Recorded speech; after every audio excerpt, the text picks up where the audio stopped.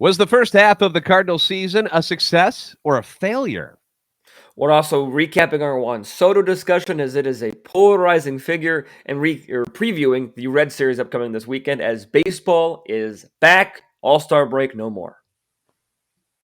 You are Locked On Cardinals, your daily St. Louis Cardinals podcast, part of the Locked On Podcast Network, your team every day.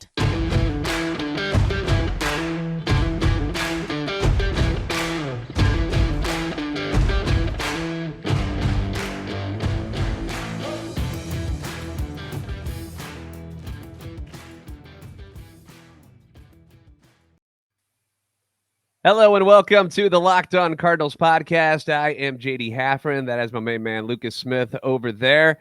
This is the show for Cardinals fans. We want to thank you guys for making Locked On Cardinals your first listen of the day. We are part of the Locked On Podcast Network, covering your team every day. You can follow the show at Locked On Cardinals on Twitter. You can follow Lucas, as you can see below him, LJ Fastball, or myself at JD Sports Radio. Be sure to subscribe to the podcast.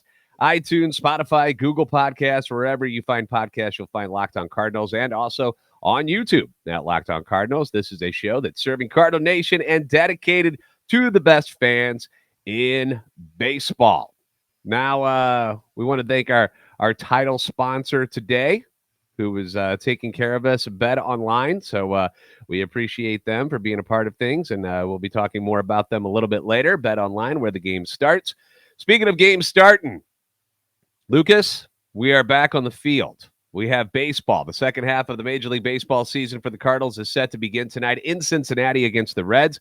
We've got a preview of the series coming up later in the show. We will also talk more about the possible Juan Soto trade. But first, let's quickly recap the first half of the season. The Cardinals come out of the All-Star break at 50-44. They are just a half game back of first place Milwaukee in the NL Central and essentially tied with the Phillies for the final wildcard spot in the National League.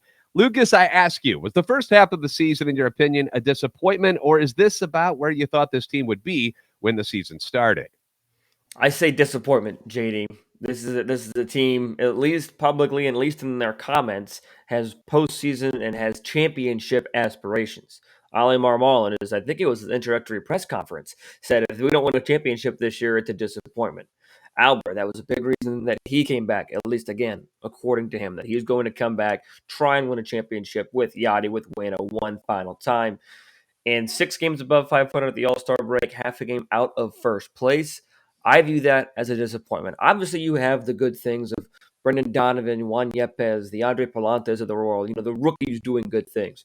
Goldie's MVP caliber season. Nolan Arenado putting things together. You have good things, obviously. They're in a playoff spot virtually right now as it stands.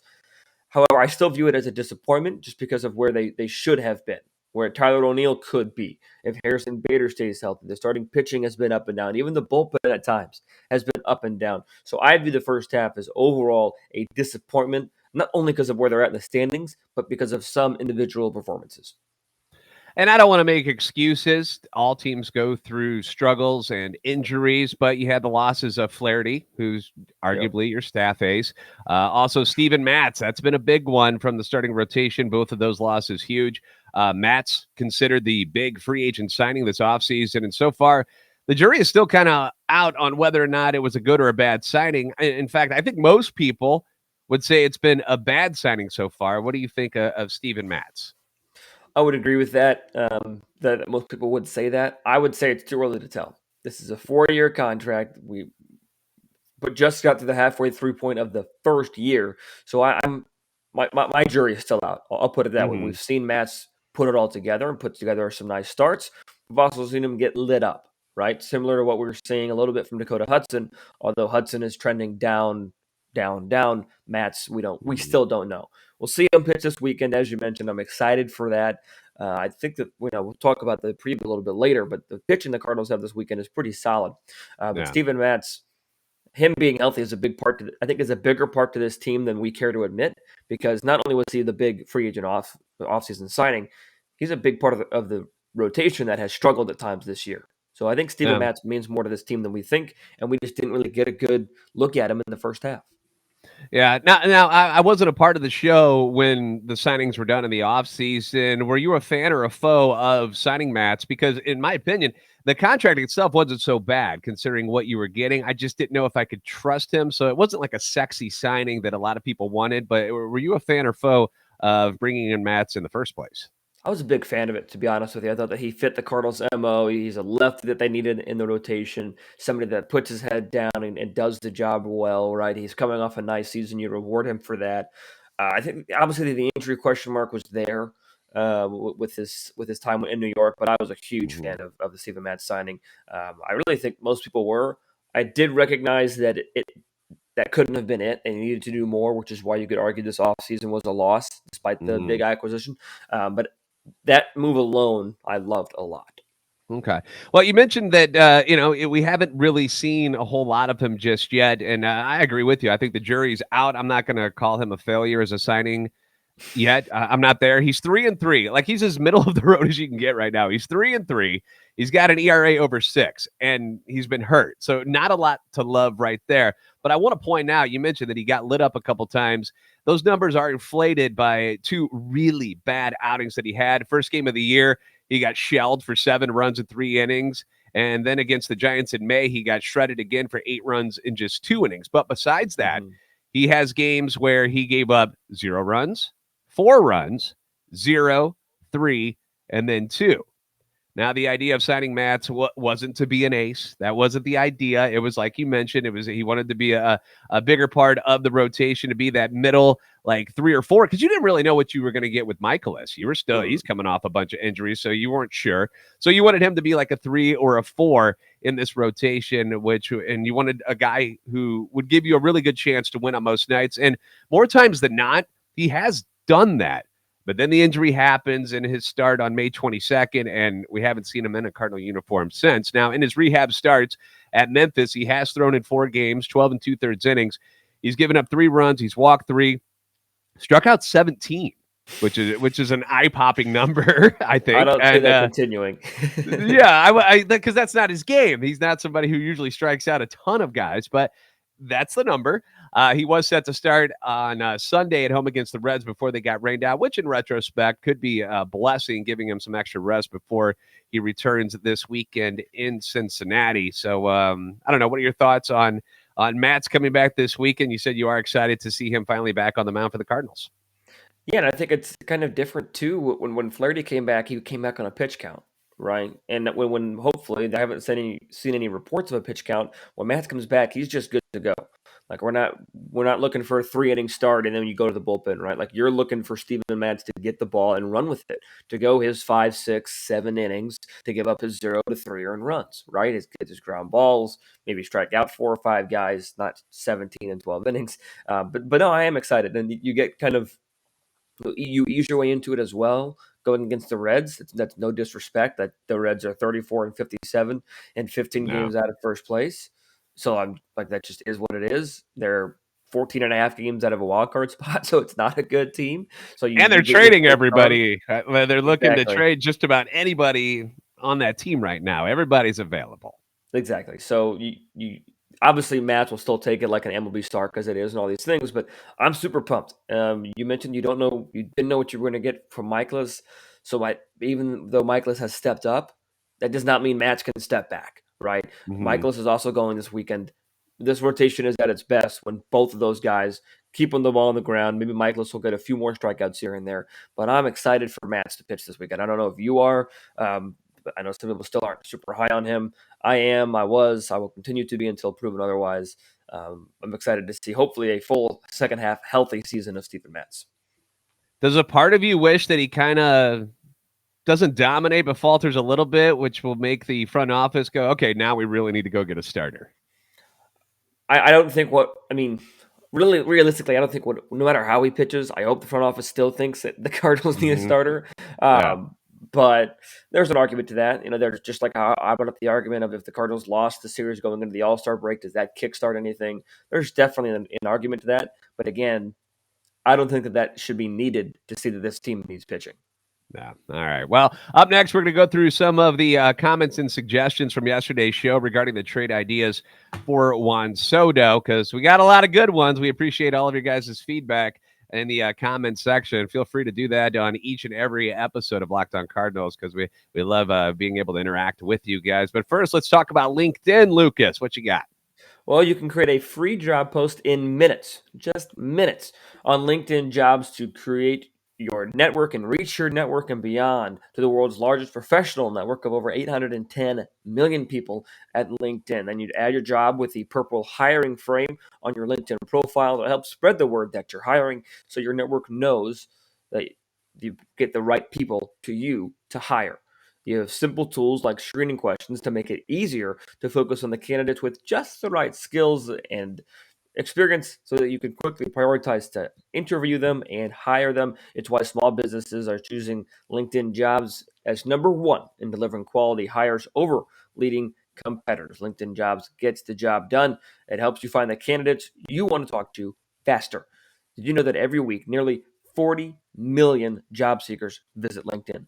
40 million. It's a big pool to pull from. Use LinkedIn. Post your job for free at linkedin.com/LockedOnMLB. Again, that is linkedin.com/LockedOnMLB. Post your job for free. Terms and conditions to apply.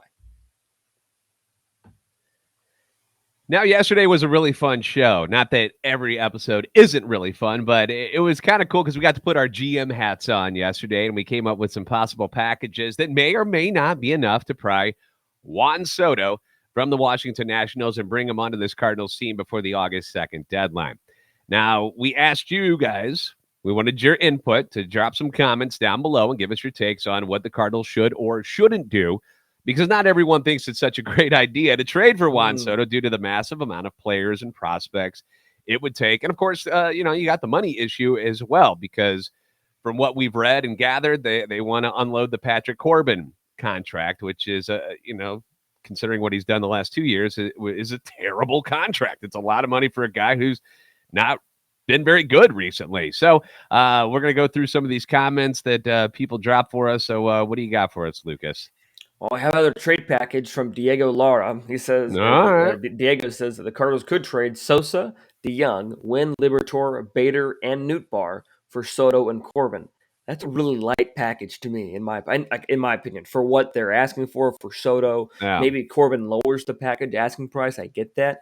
But that, and along with this comment from Tony B, says Corbin makes $24 million next year. 36 the following. You pointed that out yesterday, JD. Yeah. So don't be a fool. Stay away from that. I understand that too, because I don't want to pay Patrick Corbin 23, 24, and then 30 something million. I don't want to do that either.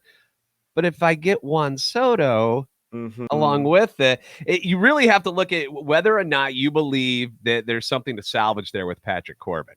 Because it doesn't matter. I mean, who would you pay in this league as a starting pitcher that's worth $35 million? There's only a couple of guys that are already making that much, and it's guys like Max Scherzer. It's superstars, top of the line starting rotation guys. We know Patrick Corbin's not worth that amount of money, but unfortunately, if you want Soto, that he might have to come along with it.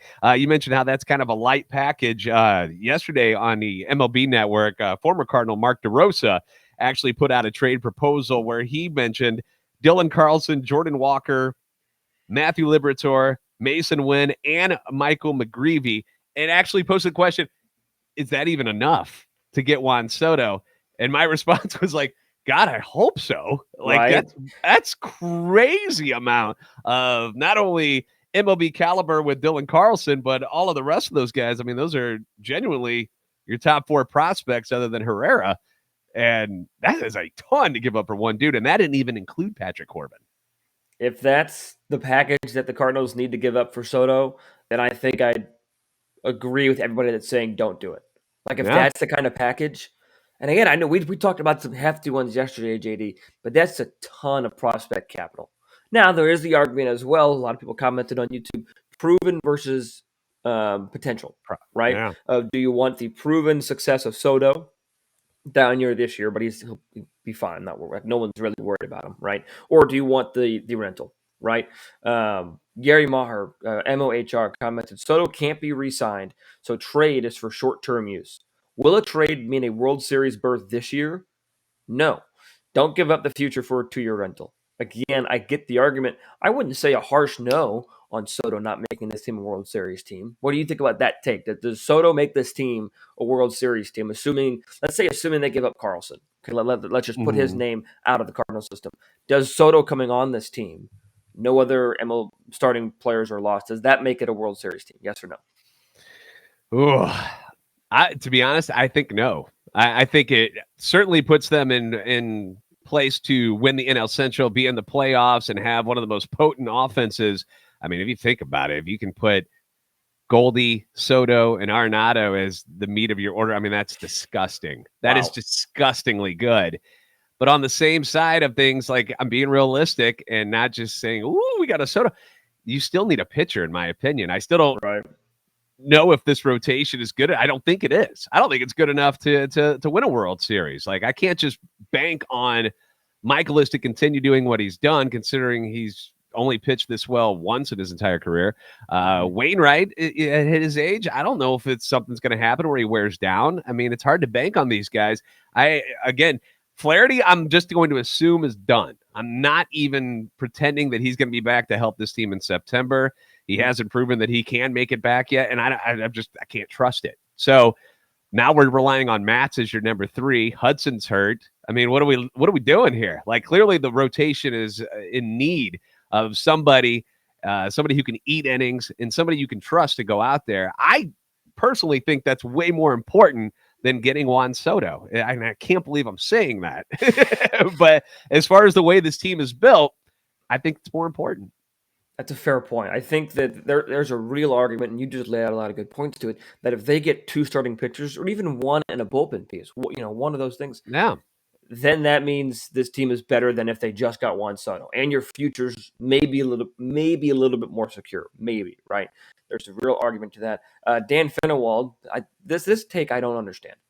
Okay. Anyone following the Cardinals for the tenure of this manager knows this will never happen. Okay, I understand that the likelihood of this is low. Like, I recognize that. But don't say, look at the Cardinals' tenure of this management. John Mozeliak got Matt Holliday, signed him. John Mozeliak got Paul Goldschmidt, signed him.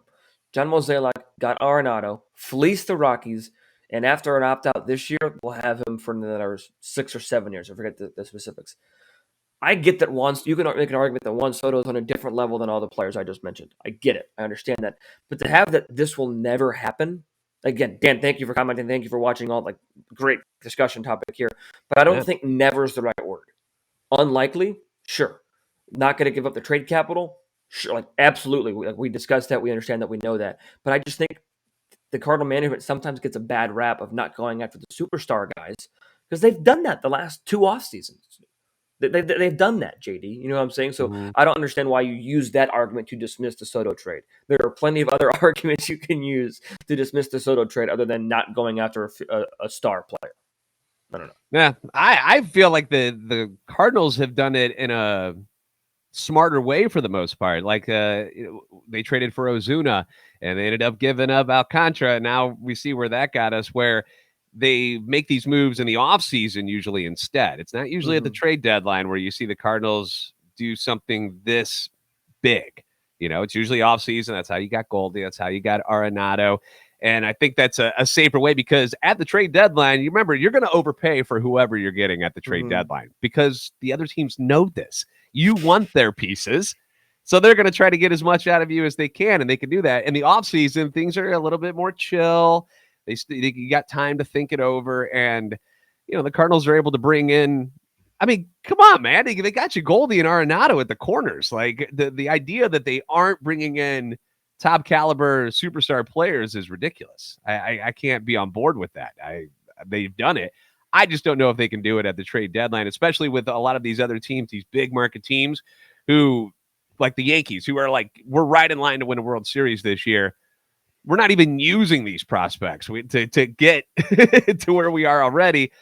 We trade them out, get Soto instead, and what does that do for our chances? That's where I think the Cardinals are at a disadvantage this year, is we don't know if Soto automatically puts them in a World Series scenario, whereas if you add him to, say, the Dodgers or the Yankees, I mean, you almost guarantee it, right? Mm-hmm. That they're going. They've already got their rotations there. They're already set and they're ready to roll. So that's where I think they're at a bit of a disadvantage, that some of these bigger teams are going to outbid them and feel like, well, we can get rid of these prospects because it'll mean a World Series, almost guarantees a World Series, at least an appearance. That's just my opinion on that, but that's how I feel. So once again, we want to thank you guys for dropping your comments. Remember, you can do that every single show, every single episode that we put on with Locked On Cardinals. If you're on YouTube, make sure you're subscribing and following along on Twitter and everything. And always feel free to interact with us because we're always here for you. One real quick thing I want to add.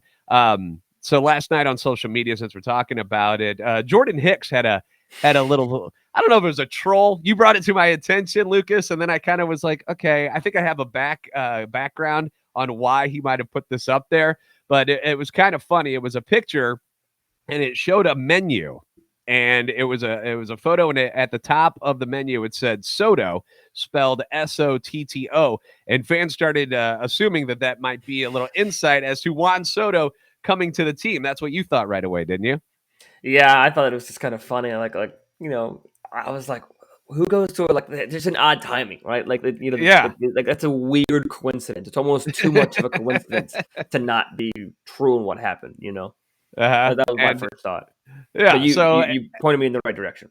Yeah, so I wanted to make, because living in Cincinnati, I know exactly where he was. So Soto is the name of a very nice Italian restaurant here in Cincinnati, which I'm assuming Jordan and some of the players were having dinner last night together. So whether or not it was just a coincidence, and he was just like, "How funny is this? Let me post it up there and troll all of Cardinal Nation with it," or he was just like, "Hey, no, I'm just showing you guys where I'm having dinner tonight."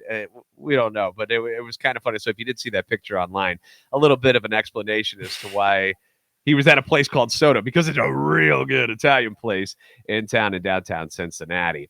All right, we're going to preview what's going on with the Reds and Cardinals this weekend in Cincinnati. We'll do that here momentarily. First, though, BetOnline.net is your fastest and easiest way to check in on all your betting needs. Find all your favorite sports and events at the #1 online source for odds, lines, and games. You can find reviews and news of every league, including Major League Baseball, NFL, NBA, NHL, combat sports, esports, even golf. BetOnline continues to be the top online resource for all of your sports wagering information, from live in-game betting, scores, and podcasts. They have you covered. You can head to BetOnline today or use your mobile device to learn more about the action happening today. BetOnline, where the game starts. You can put money on what's going on with the Cardinals and Reds this weekend. Okay, we've got a team in the Reds who, coming into the series in St. Louis before the All-Star break, they were riding pretty high. They felt really good about themselves. They played the Yankees very well. They took 2 out of 3. They had swept the Tampa Bay Rays in Cincinnati, and they were just living the dream, man. They were riding high. They get to St. Louis, and St. Louis squashes all of those good feelings and knocks them out in games 1 and 2 before the rain out on Sunday.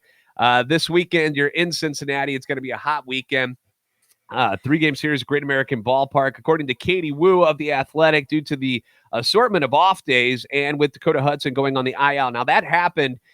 Maybe not everybody saw that during the All-Star break, but Dakota Hudson has got on the injured list. The team is set to, and this again, according to Katie Wu, will implement a 4-man rotation through the 3-city 8-game road trip that begins tonight. We've got Adam Wainwright set to start against Graham Ashcraft. Your thoughts on Adam getting that first start coming out of the All-Star break? Makes sense to me. I mean, you don't want to have these guys take too much time off, right? Wainwright, it has the most time off of the 4 men that you want to employ in the rotation. I guess Matz as well, but who better to start the second half than your horse, right? Miles Michaelis is probably your ace this year, but Waino's your horse. He's your leader in the clubhouse. He's your leader in that rotation. Like he's your guy, right? I have no problems with it. No quarrels with it. I'm more excited maybe to see Michaelis pitch because it's Miles Michaelis, and Steven Matz pitch because he's coming back, right?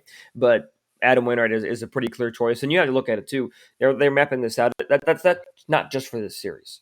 Yeah. Right. It's being mapped out for the rest of the trip, even for the rest of the season, but specifically, as you mentioned, the weird off day road trips that the Cardinals are going on next 2 weeks. So that's a big reason why we'll see that come to fruition when the time comes. But we'll see what the Cardinals can do against Ashcraft. I believe he was a scheduled starter on Sunday before that game got rained out. Another rookie. Get to the bullpen, do good things. But no, I'm excited for Wainwright. What are your thoughts on Matz coming back? I know we talked about mine a little bit, but Matt's getting the start this weekend. What are your thoughts on it?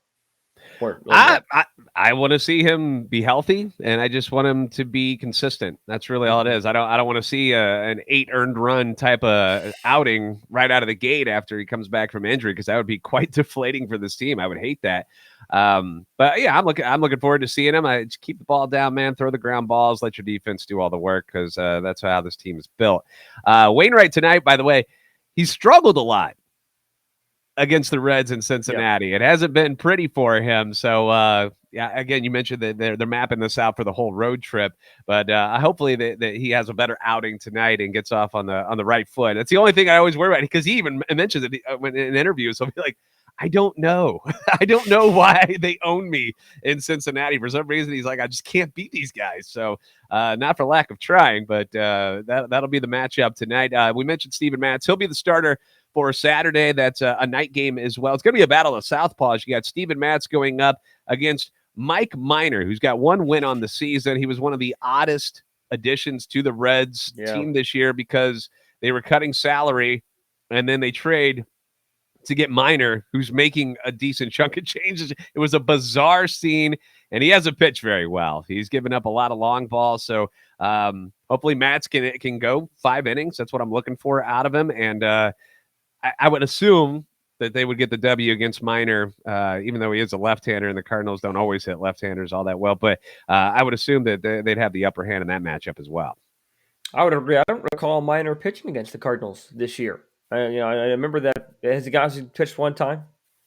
No, that's what I'm saying. Is I don't think they've seen him yet. He was hurt for most of the first half, and he's got a 1-6 record. He has not been very good since he's come back to the rotation. So hopefully they can take advantage of him being a weak spot for them. Yeah. When you think about lefties, I think about Paul Goldschmidt mashing lefties, and Goldschmidt does that very well, right? So maybe Arenado, so maybe they take advantage of the lefty Minor, right? You saw Goldie hit a home run off of the lefty Lodolo in the Saturday before the All-Star game. You saw him do it in the All-Star game. But no, I think that the keys are very similar this series as they were last series, and they will continue to be the same keys against the Reds until something changes. Get the starter out of the game, get to the bullpen. Right, and if it's a rookie, hope you don't get the rookie on a good night when he's got his stuff rolling, like Hunter Green has at times this year, right? So the keys are very similar. The keys are the same. And with the Cardinals trying to make themselves a playoff team, you've got to win these series. Yeah, borderline, you have to sweep them, but minimum, you have to win them, and you have to win them convincingly. Yeah, you would want to see a sweep. That would be fantastic, because here in the second half of the season, it's a little bit of a lighter schedule for the Cardinals compared to what they went through in the first half. And if you can get off, getting 3 right out of the gate against the Reds, that'd be great. Sunday's matchup will be a day game. You get your boy, your all-star Miles Mikolas. He'll go up against Tyler Mahle. His time on the Reds probably coming to an end here real soon, so he's kind of auditioning for other teams and trading, so maybe some added incentive to pitch well against the Cardinals, but a battle of right-handers on Sunday. That one is probably the one you feel most confident in winning, right? With Mikolas on the mound, the all-star, the mustache, the flow, all these different things, you probably feel the most confident in Miles Mikolas based on what he did in the first half. So of the 3, that's where I'm at. I'm not going to speak for you. That's where I'm at. I'm most confident in the third because of who's pitching. I'm confident in all 3 because of who's pitching, but especially that third game that Miles Mikolas gets the ball first time since the All-Star break for him as well. Obviously, things line up well. I mean, when you get to line up your pitchers 1, 2, 3 like this, it works out pretty nicely, and the Cardinals have done a nice job in setting themselves up for success. Yeah, so that's pretty much what's going to happen this weekend as far as the pitching matchups. Obviously, we'll keep you posted if anything happens with any sort of trades or anything that would make any changes to the Cardinals' batting lineup. But they just move forward with the same group. No news on Bader coming back. That's pretty much the only guy missing from your starting lineup. You'll have O'Neill and Carlson. Things will switch out depending on who they want in right field. But you'll have Arenado and Edman, Gorman, Goldschmidt. They're all ready. Still no news. With Yachty coming back yet. He'll be in August is what they were shooting for, so you're not expecting to see him this week. So because of that, and this is going to take some maneuvering for me, so bear with me. But I'm wearing the Yachty jersey. We saw it for a minute there. For those listening, JD's got the clutch road grays uniform and the road blue hat. I love that, with Molina on the back and a World Series patch on his left arm. JD's representing. Because one of my favorite things is because I'm going to be at Friday and Saturday's game is I enjoy being the bad guy walking into the stadium because they hate Yadier Molina, and it's a shame. Even the Reds fans are bummed that he's not going to be there this week. They're like, oh, that kind of ruins it for us. Like, it's a lot of fun to boo him. So I feel like I will represent Molina very, very well. And I will be wearing this one with to Friday's game with my mom, who came to town. So we're going to go to that one. And then I'll be in the beautiful baby blues for Saturday's game. So we'll be a Great American Ballpark rooting the boys on. So looking forward to seeing the guys back on the field. Once again, we want to thank you guys for making Locked On Cardinals your first listen. Now make Locked On MLB Prospects your second listen. Lindsay has all the info on the top prospects, not only for the Cardinals, but all of Major League Baseball. Locked On MLB is also just like Locked On Cardinals, free and available on all platforms, so check them out if you can. For Lucas, I'm JD. We want to thank you guys for hanging out with us. You guys are the best fans in baseball for a reason. We'll see you next time on Locked On Cardinals.